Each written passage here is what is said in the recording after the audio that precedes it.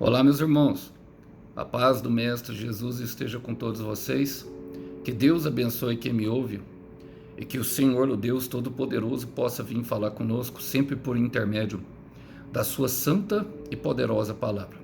E o texto hoje, para nossa breve reflexão, ele encontra-se no Evangelho de Jesus Cristo, segundo o guerreiro Marcos, João Marcos. Quero ler com vocês o capítulo 15, o versículo 40, 41 e 47, para aquilo que o Senhor tem para a nossa vida no dia de hoje. Vamos lá? Vamos ler o texto sagrado? A palavra de Deus diz assim: algumas mulheres observavam de longe.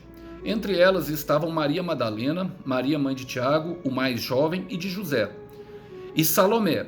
Eram seguidoras de Jesus e haviam servido na Galileia. Também estavam ali muitas mulheres que foram com ele a Jerusalém. Versículo 47. Maria Madalena e Maria, mãe de José, viram onde o corpo tinha sido sepultado. Glória a Deus por essa palavra. Aqui as mulheres corajosas, havia um grupo de mulheres que seguia Jesus, irmãos.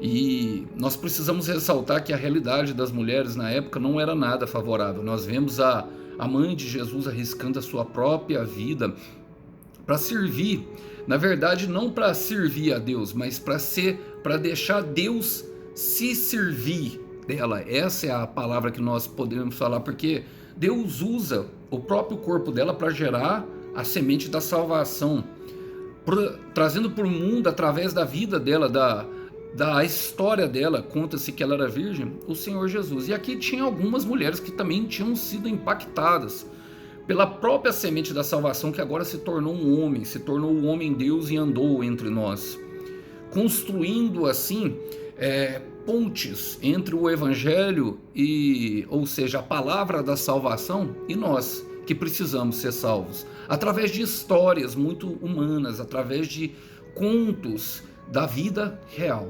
E eu quero trazer esses versículos, porque aqui eu quero contemporalizar, porque o cenário era de medo. O Senhor Jesus tinha morrido, elas tinham participado do julgamento e ficaram até o final, ao contrário de Pedro, vida louca, que falou: eu irei com o Senhor até o fim. Mas a verdade é que quando a coisa apertou, ele parece que negou Jesus 3 vezes e fugiu.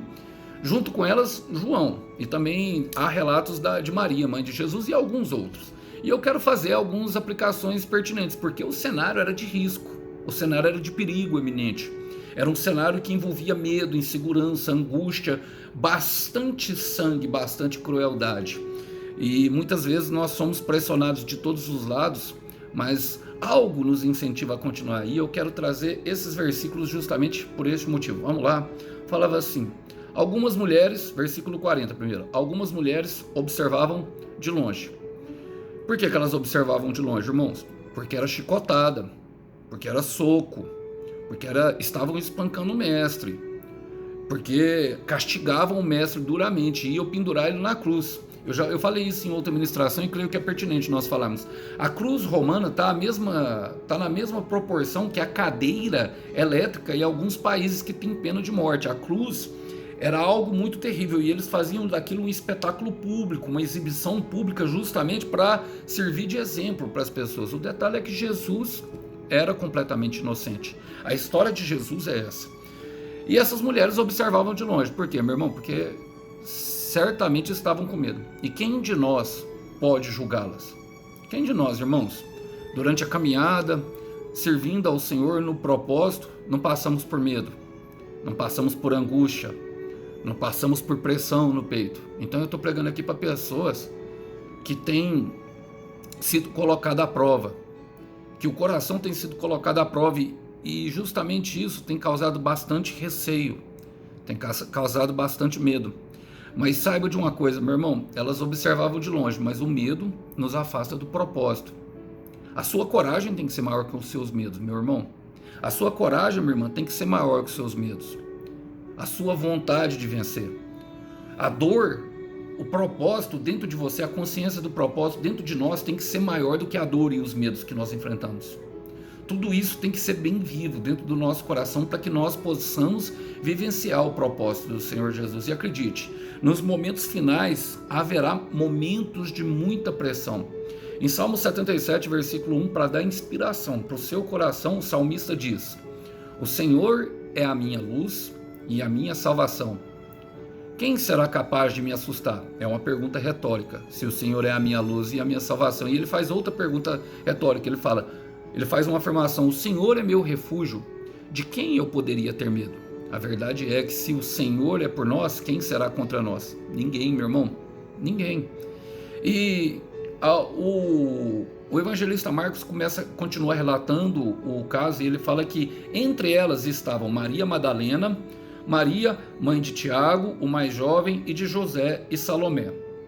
Irmãos, ele relatou essas três mulheres porque, pelo que eu entendo, elas exerciam alguma liderança, elas chegaram primeiro, e eu quero separar algumas características dessas mulheres. Primeiro, Maria Madalena, irmãos, foi aquela que Jesus expulsou os 7 demônios, e ela serviu o Senhor fielmente, seguindo de perto mesmo. Pelo que parece, e não se pode afirmar, que ela poderia ser a mesma Maria, irmã de Lázaro, embora não possa se afirmar isso, irmãos, não tenha como se afirmar, então eu prefiro nem falar se a palavra não fala.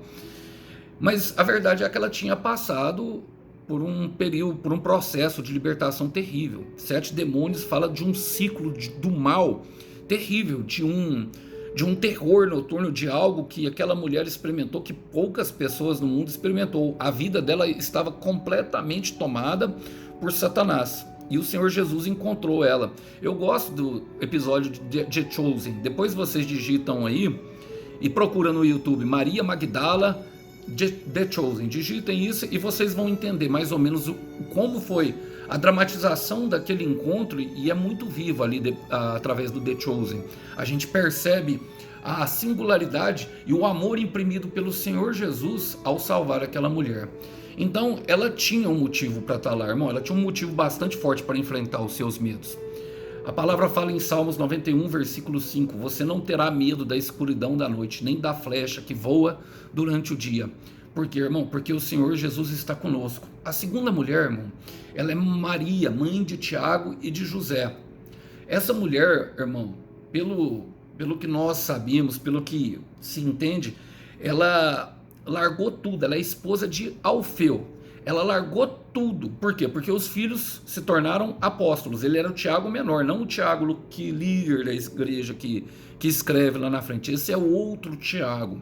Havia alguns Tiagos. Tiago era um nome bastante comum da época. Mas ela era esposa de Alfeu. E largou o marido em casa, largou tudo para poder seguir essa mulher. Ou seja, deixou para trás, irmão. Deixou um passado para viver algo novo com o Senhor, porque ela acreditava que somente o Senhor tinha. A palavra não fornece muitos motivos, talvez pelos filhos, talvez receberam milagres, eu creio que sim. A palavra de Deus, a verdade é que ela não relata muito, irmãos, mas ninguém deixa família em sã consciência por algo que não seria muito melhor. E a palavra fala em Marcos capítulo 10, versículo 29, Jesus respondendo a uma pergunta de Pedro, logo depois de questionar, nós deixamos tudo para te seguir. E Jesus respondeu, eu quero garantir-lhe, isso é uma palavra que está para nós, irmãos, que serve para nós, palavra escrita, é uma verdade escrita, que não há ninguém que, tendo abandonado ou deixado o lar, abandonando o lar, irmãos, irmãs, mãe, pai, filhos ou propriedades, por amor de mim, para contar aos outros a boa nova, ou seja, deixar que o Senhor escreva a sua história, não receba de volta 100 vezes mais. Lares, irmãos, irmãs, pais, filhos e terras. Lógico que com perseguições. Por quê? Porque o mal não quer que nós saiamos por aí contando a nossa história, irmão. E essa é a história dessa mulher. E tem também a mulher, a Salomé, irmão. Salomé é quem? Essa Salomé, ela me chama muita atenção, porque ela era filha de Herodias, a mulher que pediu a cabeça de João Batista. Tava ali seguindo ele, tava ali no final. E ela se casou, pelo que parece, ela se casou, os evangelhos apócrifos contam que ela se casou com a mãe de João e Tiago, o Tiago maior, o apóstolo, aquele que é líder da igreja, junto com João, o apóstolo apocalíptico. E ela, por ele ser filho de Herodes com Herodias, aumentava o perigo. Ela era esposa de Zebedeu. Ou seja, irmão, essa mulher, ela enfrentou com todas as forças o perigo. Nada foi capaz de separar ela do amor de Deus. E por isso eu separei um versículo muito especial para acompanhar a história dessa mulher, porque quem denota isso melhor do que o apóstolo Paulo, na carta aos Romanos, no capítulo 8, e fala, no versículo 38, ele diz o seguinte: estou convencido de que nada poderá nos separar do amor, do seu amor, nem a morte, nem a vida, nem os anjos, nem demônios, nem potestades, nem o presente e nem o futuro, nem um lugar bem alto lá no céu ou nas profundezas do mar, nem qualquer outra coisa será capaz de nos separar do amor de Deus que está em Cristo Jesus. Ela experimentou o toque do amor, ela experimentou o toque profundo do amor. Irmão, irmã, quem experimentou esse toque sabe que é um toque do céu, sabe que o nosso coração pulsa diferente. O pulso ainda pulsa, e é por isso que seguem até o final, é por isso que estão adiante naquele lugar. Agora, o evangelista ele continua relatando, ele fala assim, ó, eram seguidoras de Jesus e haviam servido na Galiléia, irmão. Por quê? Galiléia era justamente ali na tribo dos pescadores, e elas faziam o que Jesus mandava. A verdade é essa, irmão. Porque quem segue Jesus confia e serve em devoção. Vai aonde o mestre vai. A palavra fala que os seguidores, e muitos de nós queremos seguir Jesus, mas na verdade nós queremos que Jesus nos siga, nós queremos que Deus nos siga nos nossos sonhos, irmãos. E a forma dele contar uma história, nós observamos pela história do mestre, que não tem nada a ver como nós contaríamos. Quem de nós, sabendo que verdadeiramente teríamos certeza, não puxaríamos a espada igual Pedro para tentar defender Jesus, não é verdade? Era o melhor que tinha acontecido para nós queríamos defender, e o próprio Senhor Jesus estava se entregando. Mas quem segue o mestre, quem tem uma profundidade em conhecimento com ele, principalmente na questão de saber que em muitas situações ele vai nos expor a uma pressão, a algo, mesmo mantendo toda a segurança, porque na verdade o justo viverá pela fé.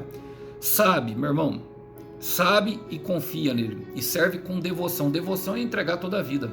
Quero ler com vocês para ilustrar isso, porque o próprio Senhor, na verdade, ele conhece, ele sabe quem quer servir ele, e ele já anuncia desde o passado, no passado, que essas pessoas servirão com devoção, independente do que passarão. Pedro não foi à toa que ele foi considerado líder da igreja, irmão.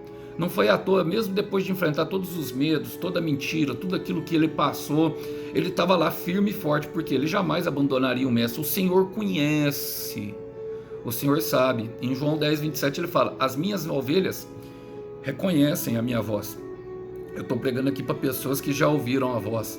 Lázaro, vem para fora, vem para fora. E eu as conheço, esse é o melhor, eu as conheço. E elas me seguem. Eu lhes dou a vida eterna e elas nunca morrerão. Ninguém pode arrancá-las de minha mão. É mais forte, meu irmão. É mais forte que nós.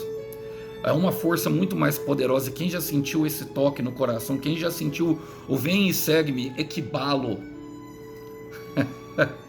Equibalou. Segue-me. Segue-me, sabe que quando ele chama, irmão, não tem como falar. A gente larga tudo para trás. Todos os apóstolos, irmão, Levi estava na coletoria de impostos, largou tudo, no meio do trabalho e saiu. João e Tiago tinham uma herança com o pai. Largaram na hora que ouviram, vem e segue-me, toda a herança, todo o empresariado, que com certeza ficariam com herança, porque eles chefiavam. Pedro largou as redes, todos largaram alguma coisa, irmão. Todos largaram alguma coisa por amor ao mestre. Todos largam, todos. Mas o que ele devolve não há de se comparar à dor do momento, a dor de largar algo que nós queremos que nos acompanhasse durante um momento, não se compara. Romanos 8, 28 fala que as aflições do tempo presente não hão de se comparar com a glória que em nós há de se manifesta. E isso tem uma recompensa, porque o Senhor Jesus sabe disso. Porque olha o que a palavra fala assim, ó, também estavam ali muitas mulheres que foram com ele a Jerusalém. O evangelista Marcos destaca Maria Magdala, ou Maria Madalena, Maria, a mãe do Tiago menor e José, esposa de Alfeu, e Salomé, filha de Herodias, filha de Herodes, esposa de Zebedeu, parece que mãe de João e de Tiago. Destacam essas três porque elas exercem grande liderança, pelo que parece. E uma devoção maior ao Senhor Jesus, uma entrega. Quando eu falo de devoção, algumas pessoas se entregam mais. Vocês já perceberam isso na caminhada? Que tem pessoas que vão caminhando, mas essas mulheres, pelo que parece, ao ver a entrega das outras, parece que se entregaram também. Também estavam ali muitas mulheres que foram com ele para Jerusalém. Elas não estavam na Galileia, mas foram com ele para Jerusalém. Talvez se sentiram confortáveis, porque viram outras mulheres. Afinal de contas, as mulheres que estavam ali eram mulheres influentes, como Salomé, não é verdade? Então, se uma mulher de posição como Salomé está seguindo Jesus, uma Magdala, a qual eles viram libertando, então automaticamente, é na mente, irmão, de qualquer um, elas olham para ele e falam assim: esse Jesus tem algo. Esse Jesus tem algo que nós não conseguimos achar na caminhada da nossa vida. Esse Jesus, ele tem algo diferente para a nossa caminhada. Eu estou pregando aqui para pessoas que se dispuseram a entregar corpo, alma e espírito com todo o coração ao Senhor. E saiba de uma coisa, irmão, assim como aconteceram com elas, saiba de uma coisa, minha irmã, pela sua devoção, pela sua entrega, muitos serão contagiados e alcançados, automaticamente abençoados. Eu quero repetir: muitos, pela sua entrega, pela sua dedicação ao Mestre, serão alcançados. Eu quero profetizar: serão contagiados com o teu amor e serão abençoados. Começando dos mais perto, não importa a dificuldade, não importa a circunstância que você tenha que viver por amor ao Mestre, não importa. O Senhor faz questão de honrar a fé dessas pessoas. Olha o que Paulo fala. Irmãos, eu sempre tenho uma dúvida muito grande no meu coração e gostaria de compartilhá-la com vocês. Eu sempre fico em dúvida de quem eu gosto mais, de Pedro ou de Paulo, pelas histórias. Tem algumas histórias que alguns personagens bíblicos que nós vamos lendo e parece que se torna assim os nossos brother, né? O nosso chegado, chega aí, cola aí, Paulão. Mas é uma verdade, irmãos, porque eu amo a história de Paulo com todo o meu coração. É uma história de muita devoção e de muito amor. E na carta de Filipenses, eu quero ler com vocês o versículo 12, o capítulo 1, versículo 12 ao 14, ele conta o que aconteceu quando ele se entregou à prisão. Justamente, homens livres andando presos pelas ruas, homens presos em celas que estão livres. Algemas não são e nunca foram sinal de prisão. Olha o relato de Paulo, Filipenses 1, versículo 12. E eu quero que vocês saibam, irmãos, tudo quanto me aconteceu tem sido uma grande ajuda para o progresso do Evangelho de Cristo. Porque todo mundo aqui, incluindo a guarda do palácio e todos os demais, sabem que estou na cadeia por causa de Cristo. E por causa da minha prisão, muitos dos santos daqui parecem ter perdido o medo de ser preso. De algum modo, motivados no Senhor, eles começaram a ter cada vez mais coragem e determinação para falar de Cristo aos outros. Isso é muito poderoso. Contém poder nessas palavras. Contém poder para ressuscitar sonhos. Contém poder para levantar os que estão mortos. Contém poder para dar visão aos que estão cegos. Contém poder para dar audição àqueles que não conseguem ouvir. Contém poder para te levar além. A morte não é o fim. A prisão não é o fim. É só o começo. É só o começo. E ele faz isso conosco. A gente vai para a direita, ele manda nós irmos para a esquerda, nós vamos para a esquerda, ele manda nós irmos para a direita e em determinado momento nós ficamos até com raiva. O Senhor está brincando comigo, Jesus? Até que ele mostra que nós não temos mais defesas contra o amor dele desceu do céu e invadiu a terra, estilhaçou todas as nossas muralhas que nós colocamos como proteção, para darmos como desculpa para não seguir, até que somos preenchidos com esse amor leal e que nós sabemos que é eterno, que não é somente para aqui. E nos atiramos na cova dos leões, nos atiramos na fornalha ardente, nos atiramos nas prisões por amor daquele que nos amou. Cristãos que são amarrados pelas pernas e arrastados pelos cavalos, são jogados aos leões nas arenas. Cristãos que têm os seus corpos atados a fogo por amor a Cristo, por amor à alma. Então, pela sua devoção, meu irmão, pela sua devoção, minha irmã, muitos serão contagiados e abençoados.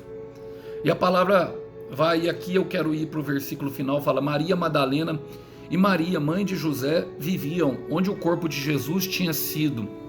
Viram onde o corpo de Jesus tinha sido sepultado. Irmãos, elas estavam paradas ali.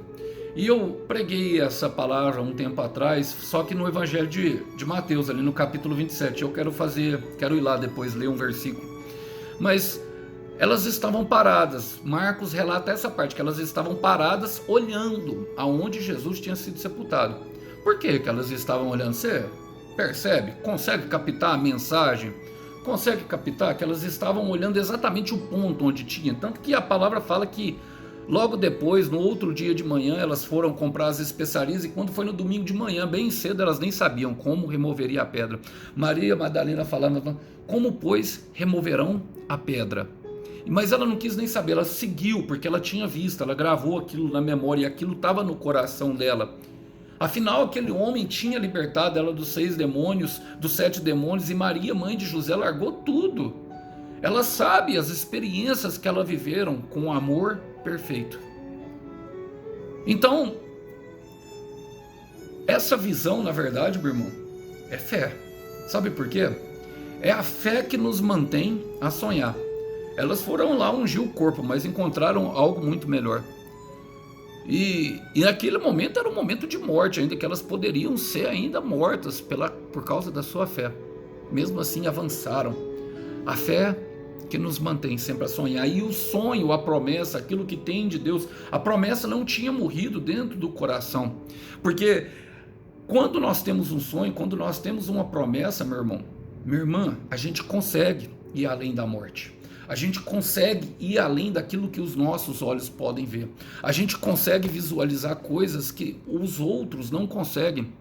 E isso tudo só pode ser dado pelo derramar do Espírito Santo. Em Joel capítulo 2, versículo 28, falou: e depois daqueles dias eu derramarei do meu Espírito. Jovens sonharão e os velhos sonharão e jovens terão visões. E naquele momento, quando há o derramar do Espírito, nós sabemos que temos força para ir além. Algo que está dentro de nós nos motiva, guerreia com as nossas paixões que tentam nos impedir de avançar. E naquele momento nós começamos a ver que as barreiras são derrubadas, que os limites são alargados. Não há mais fronteira. Não há mais, nada. O Senhor começa a remover obstáculos, um atrás do outro. A hora que elas chegaram não tinha pedra.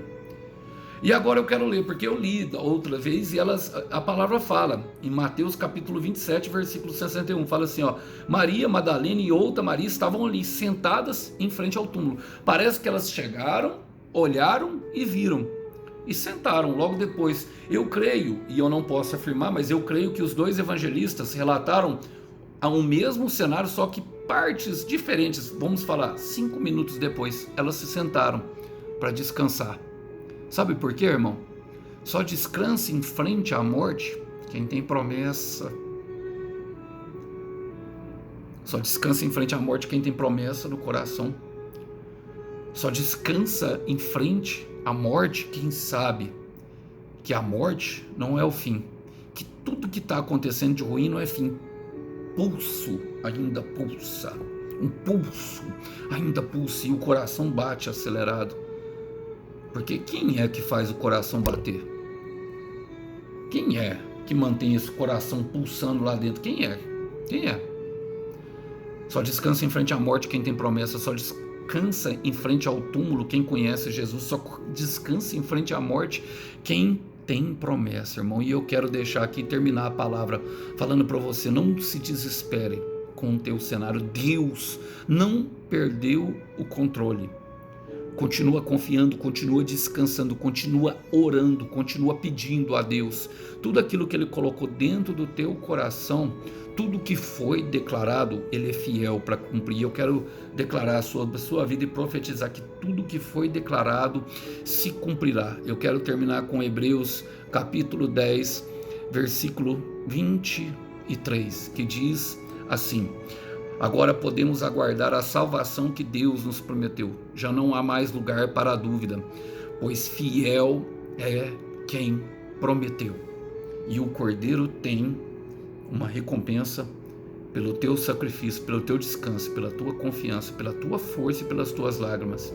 Que Deus abençoe, irmãos. Quero deixar essa mensagem com vocês. A paz do Senhor Jesus esteja com todos. Até uma próxima. Tchau, tchau.